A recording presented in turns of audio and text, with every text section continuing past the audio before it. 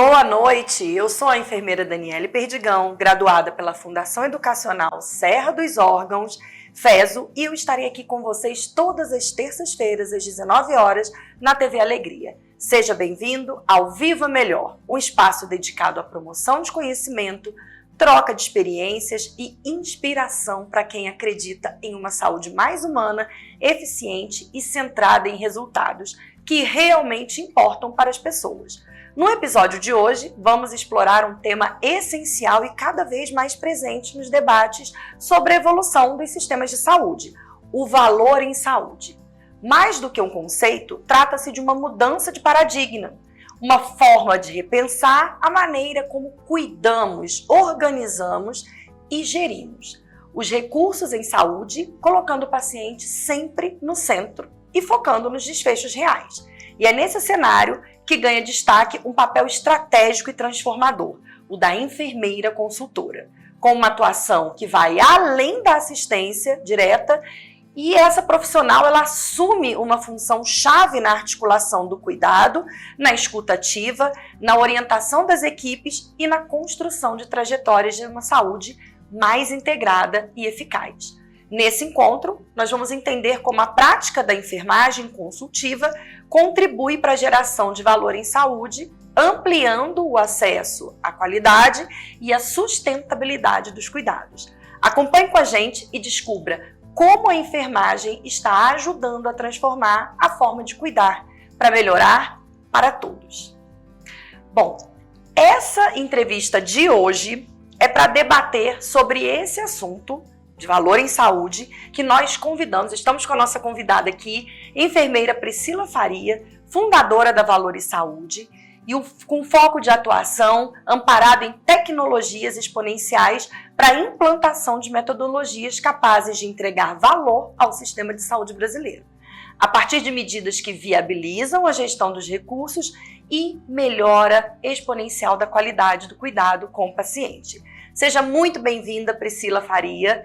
E para começarmos a nossa conversa, para entender mais sobre a sua trajetória, conta pra gente, porque todo mundo aqui quer saber, o que te motivou a seguir essa carreira em enfermagem? Daniela, eu queria agradecer primeiro pelo convite de estar aqui com vocês nesse lugar maravilhoso para a gente compartilhar sobre o mercado de saúde e falar de valor em saúde. O que me motivou a estar na enfermagem é muito interessante. Quando a gente vai contar um pouquinho da nossa história, sou enfermeira, sou formada há 15 anos, e há 15 anos atrás eu não estaria nesse lugar porque eu vendia era carro, né? Eu sempre brinco com quem me pergunta como você chegou na enfermagem, porque você vendia carro. Então, como uma vendedora, eu acho que foi muito importante essa fase da minha vida, porque foi quando eu aprendi a me comunicar, a conversar, a entender pessoas. E meus pais e minha família tinham duas amigas, duas enfermeiras. Sou mineira, como podem ver pelo meu sotaque, e sou de Itabira, Minas Gerais. E nessa cidade tem dois hospitais muito fortes que atendem aquela macro-região.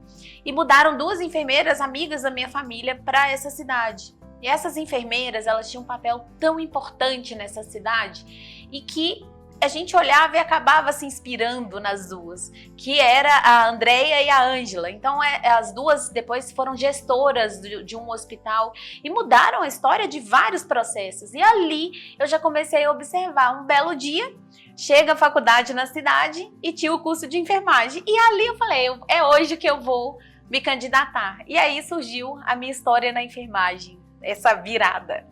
A importância, né, da gente, isso que eu falo muito com os meus alunos e falo com os meus colegas professores também, colegas enfermeiros, a importância que a gente, o papel, né, importante que a gente assume dentro da sociedade, não só para o paciente, mas também para o aluno, né, em processo de formação e para o futuro aluno. Porque no caso você nem era aluno e você se inspirou nelas, né, para poder seguir aí, graças a Deus, seguir a carreira da enfermagem. Tá, tudo bem. Então você já contou pra gente como é que foi essa coisa, né, de querer ser enfermeira, da faculdade de enfermagem, mas agora conta pra gente como é que surgiu o seu interesse por consultoria e gestão de projetos. Como é que foi essa história aí, E aí entrei na faculdade, eu continuava vendendo carro, né? Então eu vendia carro durante o dia e à noite já ia para a faculdade. Foi uma fase muito importante também, de compromisso, de responsabilidade. E me formei. Quando eu formei, minha ficha caiu. Minha sala inteira eram todos técnicos de enfermagem, eram pessoas que tinham vivência na assistência. E eu falei assim, gente, como que eu vou assumir um mercado que eu não sei nada de campo? Eu sempre fui muito exigente. Que entrega que eu vou fazer? E aí eu larguei tudo, tinha feito uma reserva para mim financeira e eu fui lá num hospital da cidade, um hospital filantrópico, e esse hospital aceitou que eu fosse uma enfermeira voluntária. Então, de forma voluntária, eu queria exatamente aprender. Então, eu acho isso muito importante, porque quando a gente não sabe, tá tudo bem, mas se você planejar para o seu futuro, tudo dá certo. Então, me planejei para esse momento e falei, agora é o momento que eu vou aprender. E para ter todo esse suporte, novamente a Andréia Zerigota foi extremamente importante, finada Andréia Zerigota, ela não está mais entre a gente, e ela assumiu a responsabilidade, porque quem é da enfermagem sabe, imagina, qualquer profissional que você vai deixar, acolher, mesmo sendo voluntário, né, a gente tem uma responsabilidade muito grande com o paciente, e ela teve essa responsabilidade, e ali, gente, aquela pessoa que eu me inspirava lá atrás, Andréia Zerigota, ela me acolheu para que eu fosse uma enfermeira voluntária nesse hospital. E eu aprendi tanto. Foram 6 meses de aprendizado. E ali, quando eu estava inteirando os 6 meses, eu falei, gente, eu agora já sei exatamente o que eu quero fazer, né? Eu quero gerir os processos de enfermagem e o hospital trabalhando com qualidade, trabalhando com gestão. Ocorreu um processo seletivo nesse hospital e, claro, eu consegui entrar e já me colocaram direto no plantão noturno. Tem coisa melhor do que você aprender a trabalhar do que plantão noturno? Não. Naquela época, quem é da enfermagem hoje, plantão noturno de antes, gente, era você, enfermeiro, sozinho para o hospital inteiro. O meu hospital ainda tinha, né, um enfermeiro no pronto-socorro, tinha um enfermeiro na UTI, tinha os enfermeiros de hemodiálise, mas no plantão noturno era você em todas as unidades de internação, dando suporte para o centro cirúrgico. A gente tinha uma gestão de recurso ainda muito incipiente, né, no Brasil como um todo. E aí eu aprendi muito a trabalhar com equipe, a trabalhar, todo mundo fala que o plantão noturno é outra história, é outro mundo, né? E de fato, aquele conhecimento que eu tinha aprendido lá atrás de processos, no voluntariado, à noite para mim, eu já tinha uma visão de tudo que eu precisava de melhorar. E trabalhando no plantão noturno, que ficou ali uns 1 ano e meio, 2, fui convidada para ser a coordenadora de unidade de internação. Então ali já tiveram uma visão que eu precisava de ser uma gestora naquele hospital. E da coordenação de unidade de internação, o hospital trabalhando com qualidade, tinha uma consultoria naquele local, o hospital queria implantar a norma ONA e ISO, e eu fui com tudo novamente, um novo aprendizado, mapear processos, entender o hospital, e eu fazendo tudo ali certinho, entenderam que precisava de um enfermeiro no escritório da qualidade. De novo, fui convidada a ser essa gestora da qualidade. E neste momento, a minha história mudou completamente. Sabe quando você descobre exatamente o que você quer fazer? É ali que eu descobri, eu quero fazer isso para sempre. Foi ali que eu falei, é a melhor oportunidade. Eu sou muito grata pelo Hospital Nossa Senhora das Dores. Primeiro, por ter me acolhido no voluntariado, por ter entendido, né, que eu como enfermeira voluntária poderia aprender e contribuir. E depois, ter me abrido a porta para o meu propósito. Ali eu descobri o que eu queria fazer. E, gente, eu defendo muito a questão de quem trabalhar na gestão da qualidade, porque o quanto a gente aprende, Dani. Eu aprendi tanto no hospital, desde a parte administrativa aos processos assistenciais. O enfermeiro já tem uma visão muito sistêmica, né? Se for falar da equipe multi, geralmente o pessoal fica um pouquinho enciumado da turma da assistência, mas um enfermeiro, ele consegue fazer gestão de qualquer processo que você for colocar para ele. Mas na qualidade, além de você ter a visão de processo que já é natural de um enfermeiro, você também adquiriu o conhecimento de toda a parte administrativa do hospital. Isso para mim foi um conhecimento maravilhoso. E aí, Dani, como é que veio a consultoria? Fui casar, né, gente? Morava em Itabira, o maridão em Belo Horizonte, então 108 quilômetros de distância, e eu precisava de fazer essa virada na minha vida também pessoal. E aí, para casar, tinha que mudar. essa empresa de consultoria que estava na minha cidade me convidou para ser consultora também. E aí, aquilo que já era definição de propósito, saí de um hospital filantrópico e fui rodar o Brasil inteiro, implantando sistemas de gestão da qualidade em hospitais, em operadoras de saúde, em todo o segmento de mercado.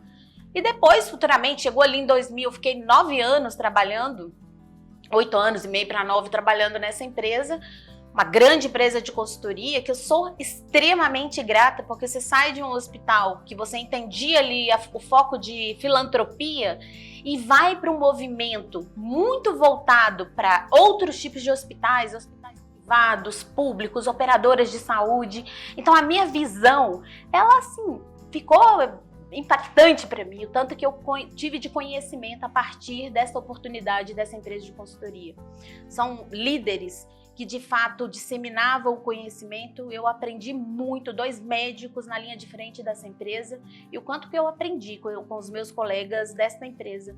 E ali, em 2019, o segmento da empresa muda um pouco, indo para a área de tecnologias em saúde, e ali eu vi a oportunidade de ter a minha própria empresa de consultoria. Que é a próxima pergunta que eu vou te fazer, né? Qual foi, houve algum momento da virada de chave na sua carreira, que é isso que você vai contar pra gente agora? Foi essa virada de chave, o momento de ser um enfermeiro empreendedor, né? Que a gente às vezes acha que o enfermeiro, ele é só atender o paciente, né, Dani? Muita gente acha que a enfermagem, ela é tão ampla, mas tão ampla. E ela tem um cunho de empreendedorismo muito grande. Porque quando eu me vi nessa oportunidade de ter o meu próprio negócio, de agora, é eu comigo mesma, né? Para você captar clientes, entender de negócios, buscar clientes, fazer o projeto, a responsabilidade toda sua. Então, além do conhecimento adquirido, tinha a responsabilidade ainda maior da entrega. Então, eu falo que a maior virada de chave na minha carreira foi exatamente fazer a carreira solo, né? Claro, saindo com muito respeito, né, da oportunidade da consultoria, mas trazendo o próprio negócio, captando clientes. E foi bem legal, porque de uma forma muito rápida, além do que eu tinha imaginado, quando eu assustei, eu já estava atendendo o Brasil inteiro, né, na empresa de consultoria, implantando sistemas de gestão da qualidade, que é o que eu mais faço, né, trabalhando essa entrega de valor que a gente tanto acredita. Então, você pensar que um hospital foi acreditado, que ele conseguiu fazer uma gestão de riscos muito efetiva, ele conseguiu gerir o seu custo, conseguiu trabalhar com protocolos e os pacientes ficaram muito mais satisfeitos, tiveram desfechos muito favoráveis a partir de um trabalho que você está fazendo, isso é maravilhoso. Então, para mim, foi a maior virada de chave na minha carreira, foi exatamente empreender e trazer a Valores Saúde. Interessante, a Priscila aqui deu vários insights aqui que eu converso muito com os meus alunos e com os meus colegas também. Primeiro, o autoconhecimento. Quem tem o autoconhecimento, ele sabe, é o que os meus alunos às vezes falam, professor, eu estou em dúvida do que eu vou fazer. Eu falei, não, você está fazendo a pergunta errada. Primeiro você tem que separar aquilo que você não vai fazer de jeito nenhum, aquilo que você não gosta de jeito nenhum. Que aí a gente já tira, né, já coloca nessa caixinha, isso aqui só se for muito necessário, mas eu não vou priorizar. O resto a gente vai trabalhando. Então, o autoconhecimento de saber que você tem facilidade de lidar com ferramentas de gestão, facilidade de processos, facilidade... Quando o recém-formado, principalmente o acadêmico dentro da própria faculdade, ele começa a identificar isso, ele já começa a trabalhar os soft skills dele, aquilo que ele tem de habilidade. Né? Então, a minha habilidade maior é essa aqui. Não que eu não possa ir para assistência direta, porque tudo é assistência. Não que eu não possa ir para direta, mas isso aqui é uma coisa que me chamou a atenção, então eu tenho mais facilidade. Então ele vai se destacar, né, na frente de outros que às vezes até gostam, mas que não tem tanta facilidade. Então essa foi uma lição ótima. Outra importante lição é a gente entender essa questão do empreendedorismo. Né? Eu faço parte da Câmara Técnica do nosso Corém Goiás aqui de empreendedorismo e hoje a gente tem um nicho muito grande para empreender, né? Assim, são várias opções. Eu brinco que na minha época era estratégia de saúde da família e hospital, né? Na nossa época ali era isso. Hoje em dia, o aluno ele sai com muitas opções, o enfermeiro ele tem muitas opções. Lembrando sempre que empreender não pode ser uma aventura, né? Ela precisa ser séria, mas é um mercado de trabalho bem consistente aí, já real dentro da área da enfermagem. E aí, conta pra gente, Priscila, um projeto ou uma experiência que te marcou, assim, dentro da sua consultoria, já na Valor, né, e Saúde. Conta aí um projeto pra gente. Olha, muitos projetos me marcaram. Eu tenho projetos que, se fosse falar aqui, eu acho que a gente viraria a noite, né? Esse clichê, ele faz muito sentido aqui. Mas tem um especial, numa região do Espírito Santo, um hospital filantrópico que tem uma gestão de recurso limitada quando a gente fala de filantropia, e chegar num hospital com um time maravilhoso, um time com desejo de fazer a diferença, de mudar a história do hospital. Esse hospital iniciando no sistema de gestão da qualidade, e você vê uma liderança extremamente assertiva, e que você leva um projeto de qualidade que, quem sabe, trabalhar com ONA, né? A ONA é uma norma da Organização Nacional de Saúde voluntária. Ela tem diversos requisitos para que o hospital implante esses requisitos, e é o que a gente faz. Ajuda esse hospital a implantar os requisitos de qualidade para que depois venha uma outra empresa e certifica que, de fato, esse hospital tem padrões de qualidade. E hoje, no Brasil, nem 10% dos hospitais têm esse padrão de qualidade.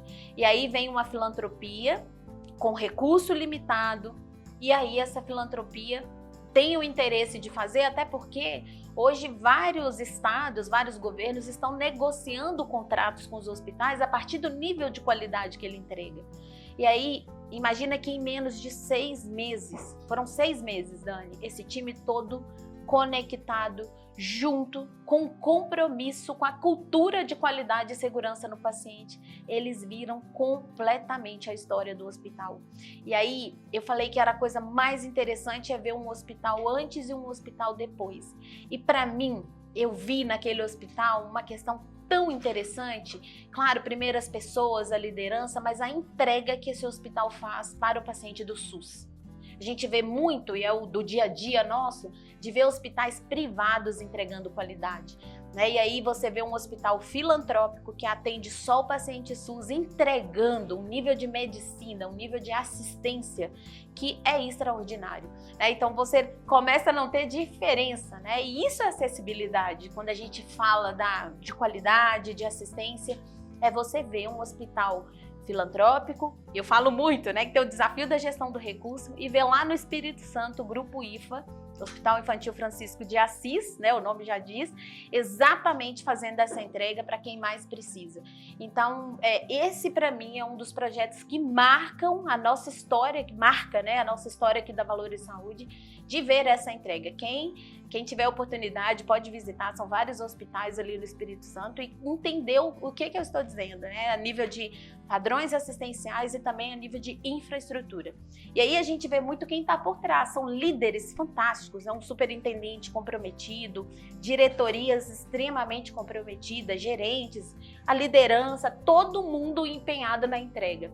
E aí tem uma frase de Peter Drucker que eu sempre bato na tecla dela, que a cultura engole a estratégia no café da manhã. Então, é possível ter cultura institucional, independente se é um hospital padrão AAA, eu só atendo paciente privado, eu posso entregar qualidade porque eu tenho dinheiro total para fazer isso. E um hospital filantrópico que tem recurso limitado, mas ele também, se tiver pessoas certas, lideranças assertivas, ele pode sim trazer uma cultura de qualidade, fazer uma entrega extraordinária.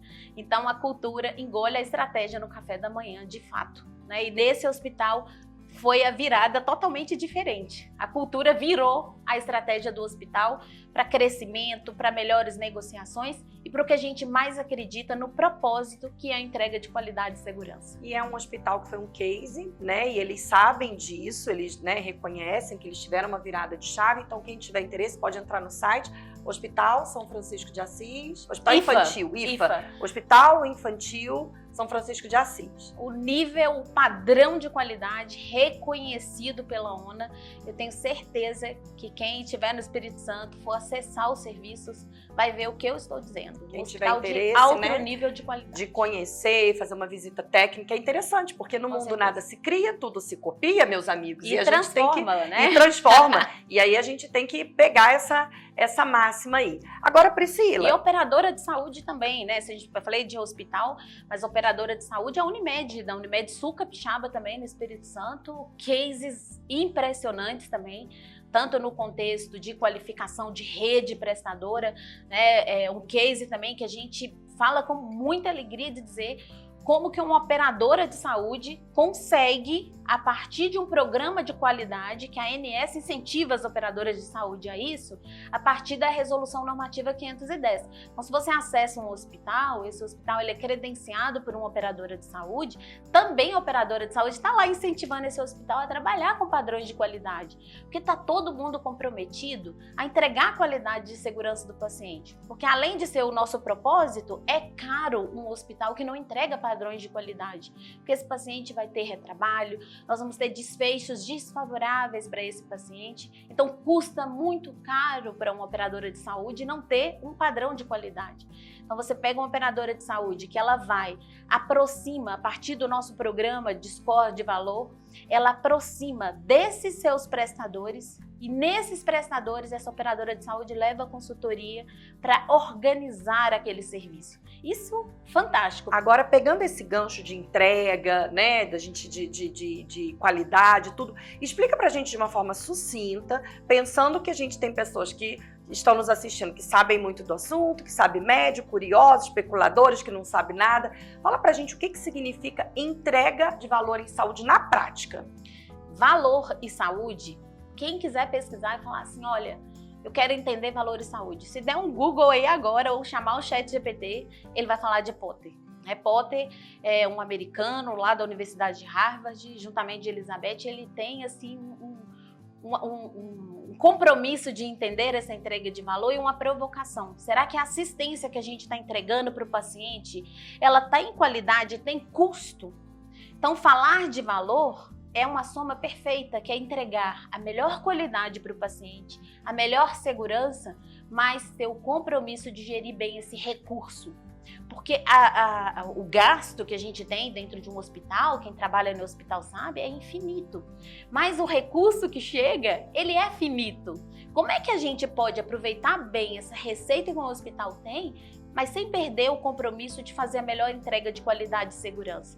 Então, fazer valor, entregar valor, é fazer essa entrega, que o paciente que entra dentro de um hospital, dentro de uma clínica, de um laboratório, ele tenha um ótimo desfecho.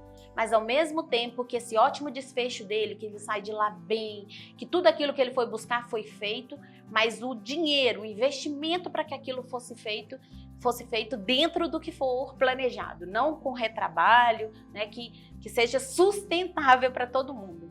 E o enfermeiro dentro desse processo, Priscila, como é que o enfermeiro ele pode liderar projetos que gerem esse valor?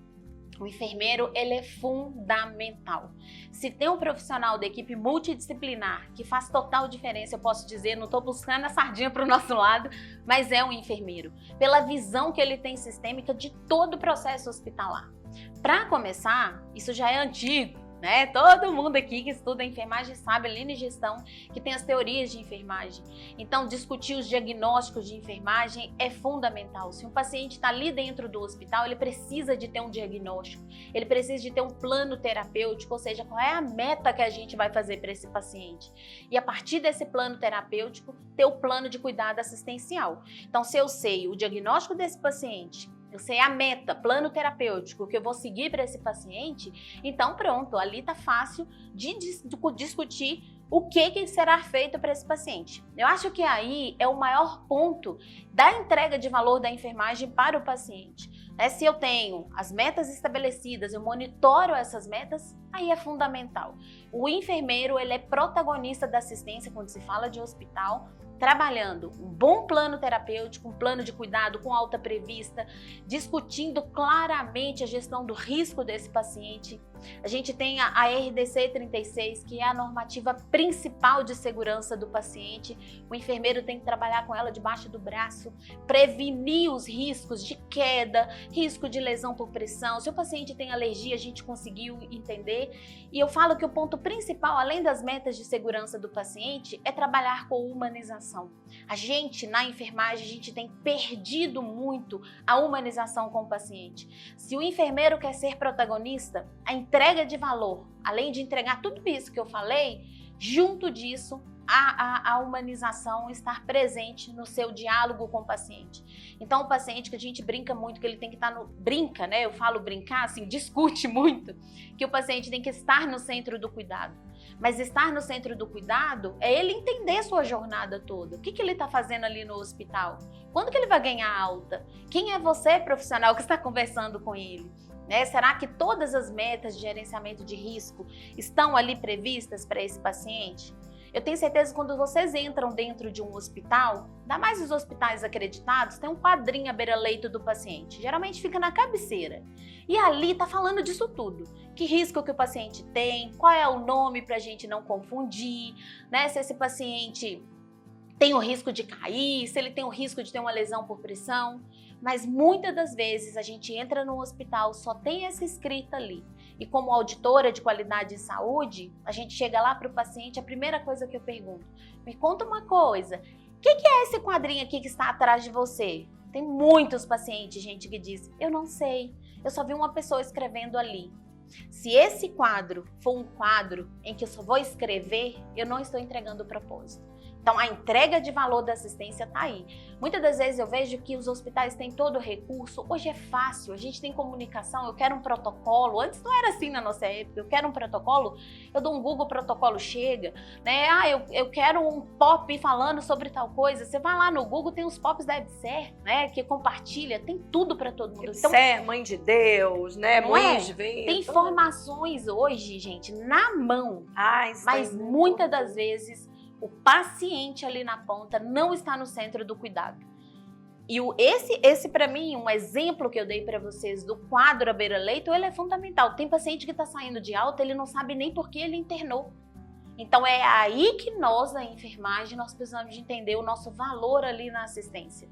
Se seu paciente saiu sem entender por que ele internou, quais são os cuidados dele após a alta, né? Qual o risco que ele tem para readmitir, porque se ele voltar para o hospital, entreguei valor? De forma alguma. Eu não entreguei valor. Então, a gente primeiro precisa de entender todo esse contexto da enfermagem e trabalhar de forma multidisciplinar. Então, um profissional, assim, que é muito importante é o enfermeiro, que precisa, gente, se posicionar como líder estratégico de todo o processo, né? Lógico que todos os profissionais, mas o enfermeiro, por estarmos 24 horas com o paciente, por dominarmos algumas áreas e também termos pertencimento em algumas áreas, é importante que ele seja, trabalhe, né, com humanização, de forma humanizada, conhecimento técnico, sempre, né, principalmente das leis e novas diretrizes, isso é muito importante, e melhoria no processo de comunicação, gente. A gente tem uma grande lacuna no processo de comunicação, onde o paciente, foi o que a Priscila falou, às vezes chega sem nem saber o porquê está ali. E daí pra frente, gente, a gente ainda tem muita coisa legal para discutir, mas agora eu vou chamar o intervalo rapidinho, fica com a gente aqui na TV Alegria, no programa Viva Melhor, e hoje a nossa entrevistada é a Priscila Faria. Até daqui a pouquinho, a gente volta.